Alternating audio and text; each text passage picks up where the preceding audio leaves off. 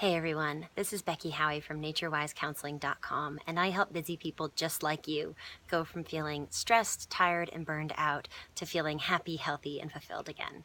And what I'd like to talk to you about today is what to do when the what-ifs crawl inside your ear. So if you tend to be one of those people who has a hard time sleeping or concentrating because of all the different things in their head that they're worried about, then this video is for you. Stick around to the end because I'm going to give you a couple of different ways to work with your worry so that you are able to sleep or to concentrate or to spend time with loved ones.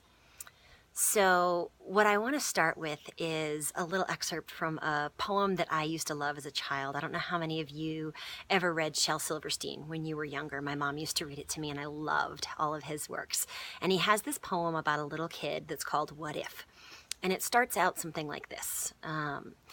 Last night while I lay thinking here, the what ifs crawled inside my ear and pranced and partied all night long and sang their same old what if song. And then he goes on and he has a litany of all these things that, a little kid might worry about. And some of them are fantastical and some of them are really practical. Things like, what if I fail that test? What if green hair grows on my chest? What if no one likes me? What if a bolt of lightning strikes me, right? And on and on and on. And he has all of these different things. And I'm sure you could fill in a few of those with worries of your own that have crawled inside your ear when you are trying to sleep at night and make it really difficult to drift off, to get that much needed sleep. And so what I'm going to do is give you a couple of ways to work with your mind when those what ifs crawl inside your ear, either late at night or when you are trying to concentrate on another task.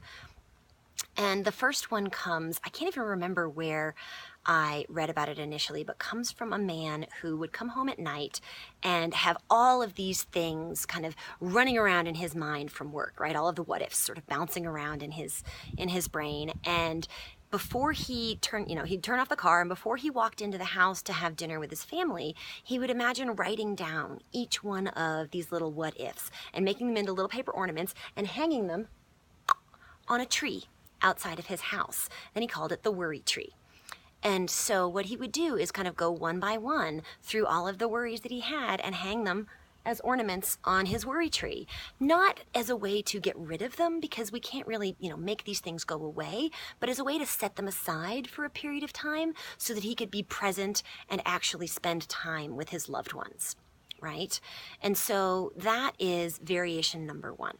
Variation number two, if maybe you don't have a tree outside your house or that just doesn't sit with you for some reason, is something called a safe container. And the idea for this one is similar in that you would imagine writing down each of your, what ifs on a little piece of paper and putting them in some kind of a container that you visualize is safe enough to hold them, right? So some people imagine a steel box. Some people imagine some kind of cement walled off, jail cell.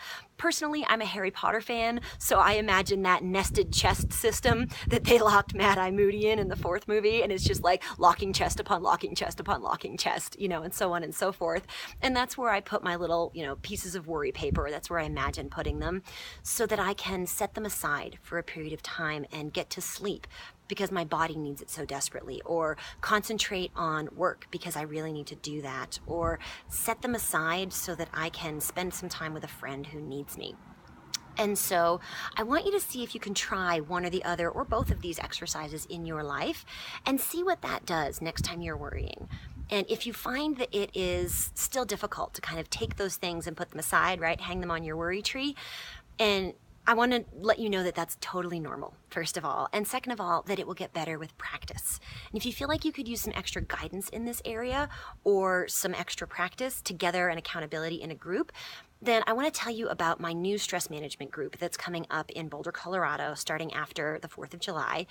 And we are going to practice this and other techniques for calming that busyness in your mind so that you can sleep when your body so desperately needs it, or so that you can concentrate at work. So if you need a little bit of extra help, practice, or accountability, check out the link in the comments below for the stress management group. May you all rest peacefully.